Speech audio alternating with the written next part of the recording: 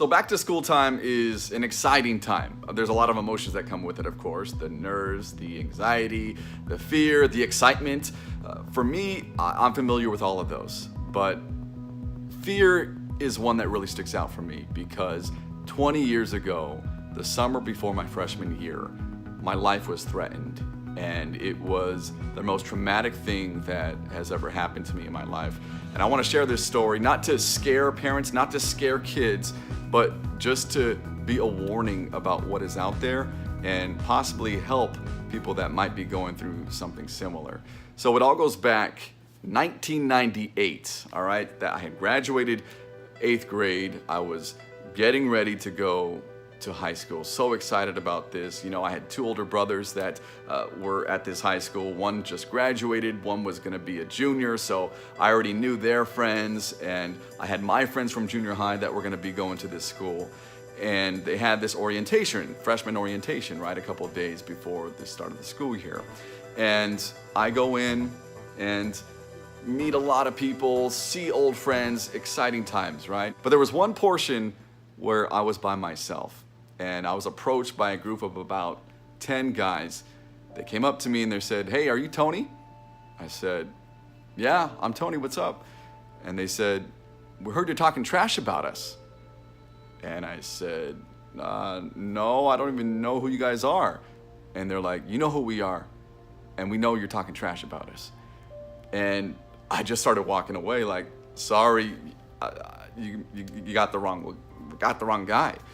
And I start walking away, and this whole group of guys start following me. And eventually they said, "We're not messing around. You're talking trash about us, and don't mess with us." And I had heard of some of these guys, but I had never met them, and so I didn't know much about them.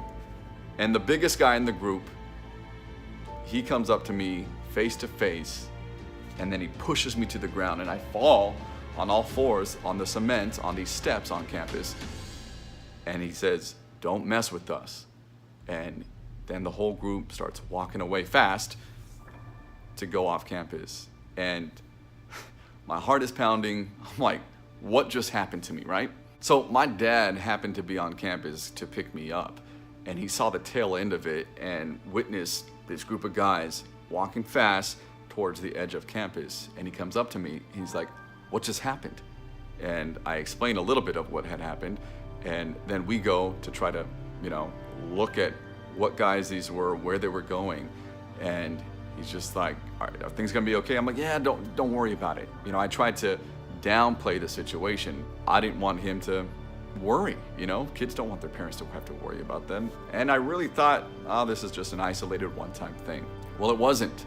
In the days following that, we received phone calls at our house with a specific guy in the group that would ask for me.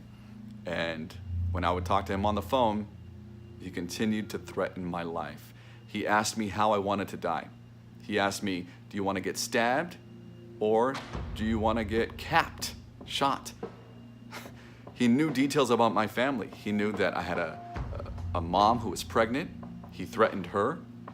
He knew everything about my family, where we lived, and he continued to accuse me of talking trash about this group, and to warn me that I better watch out, that I'm not safe.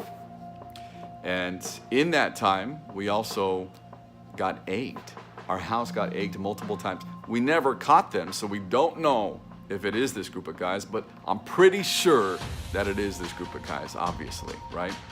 So in order to catch these guys in their act, we decided, because it was happening so much, that we decided, you know what? It's time to record these guys talking. And we decided to go to Radio Shack. We bought caller ID. This is late 90s, right? Caller ID and a recording type of device to attach to the phone. And sure enough, 2 hours later after installing that, the phone rings. We looked at the caller ID. Sure enough, it's that guy that would call. And I picked up the phone and hit record. And the conversation was just like the others. threatening my life, asking me how I wanted to die, threatening my family on top of that. And because we were recording, I started to ask questions. My parents encouraged me, we need to get, more evidence on what's happening here. And so I asked, why me? I asked, was it because of my race?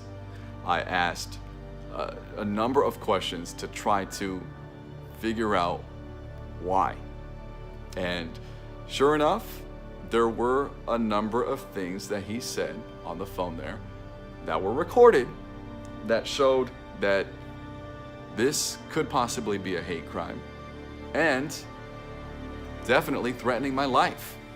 Two huge things, right? So we decided to take this to the administration. Hey, there's these issues that are happening with my son. We're worried for his life. And then, of course, as they should, they have to question everything. Well, what did he do to them? There's always two sides to a story. And my mom pulls out the tape. You might want to listen to this. We play it for them, and then that's when they realize this is serious. And they got the cops involved. The guys were called into the office with their parents, some of them, especially the guy that was on the phone that we recorded. And his dad was in there with me and my parents. And that tape was played. And the dad heard everything that guy said. And the guys, not the whole group, but the main perpetrators in this case, they were expelled. Some were even arrested and taken to court in this case. And that was great and everything for me, but I had to return to school. The first day of school was there. It was my freshman year, and I was afraid. I was scared to death, literally. Yeah, these guys were taken off. Yeah, they were arrested. Yeah, expelled, not allowed on campus. But still, some of their friends were still there on campus. Fortunately, and I thank God for this, I had my older brother that was still there. He was a junior with his friends. And then my older brother, who had just graduated, still had friends who were seniors. And they completely had my back. And that whole first year of school, my freshman year, they surrounded me. Unfortunately, I didn't really get to hang out with my friends from junior high, but I got to hang out with these older kids, and there were times where the other friends of these people would stare me down and threaten me with their eyes. And all I had to do was tell my brother's friends about it. And there were times that they went up to these guys and said, hey, don't mess with Tony. They had my back. And it really made me feel safe. I was so lucky to have them.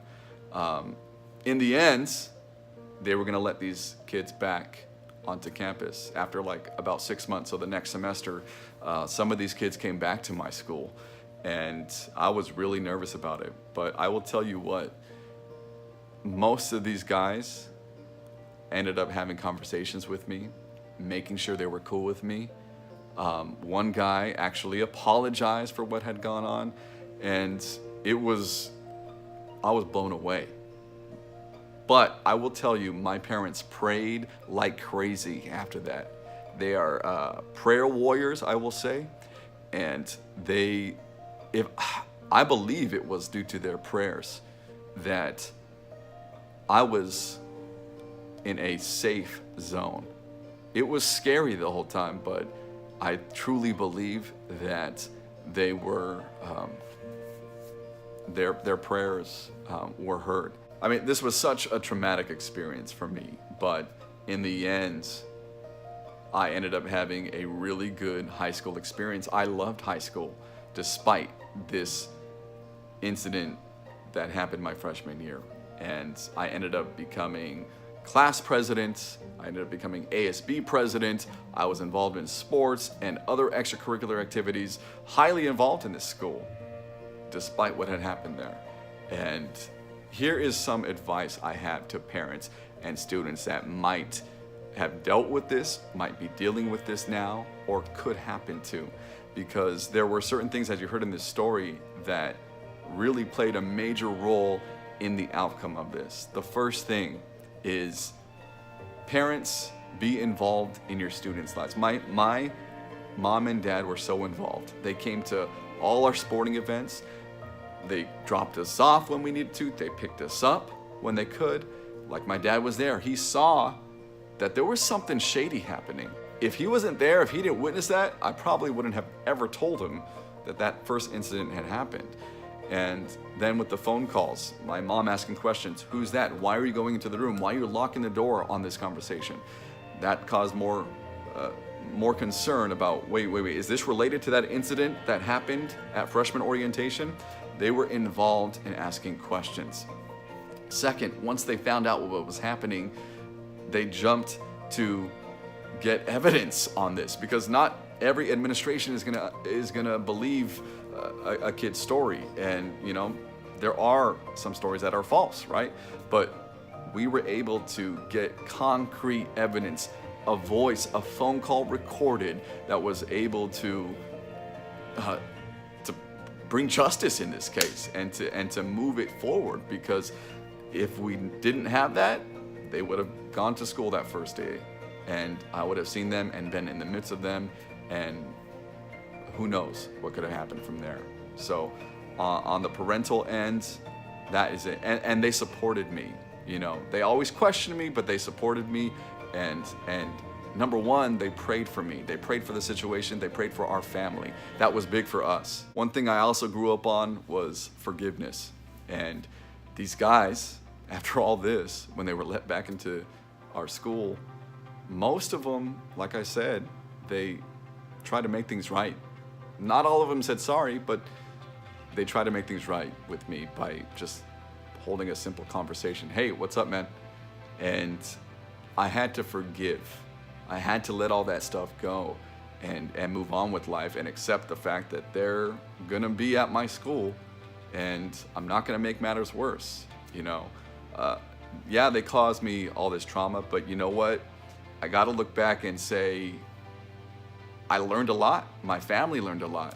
And it made me stronger. It made me more aware. Of course, I don't wish this upon anybody. This is a parent's worst nightmare. And I fear sending my own kids to high school because of this. But I do really believe that high school can be a great experience. Yeah, there might be rocky roads, but in the end, if you're able to overcome this obstacle by telling the right people, getting help, asking questions, whatever it is to help you get through it, there is light at the end of the tunnel. I thought during that time that I was never gonna live a normal life, that I was gonna be overcome by this throughout my whole high school experience. But like I said, it made me stronger, and it almost made me a fighter, to have this drive and desire to do well and also to be a better person. So as we head back into another school year,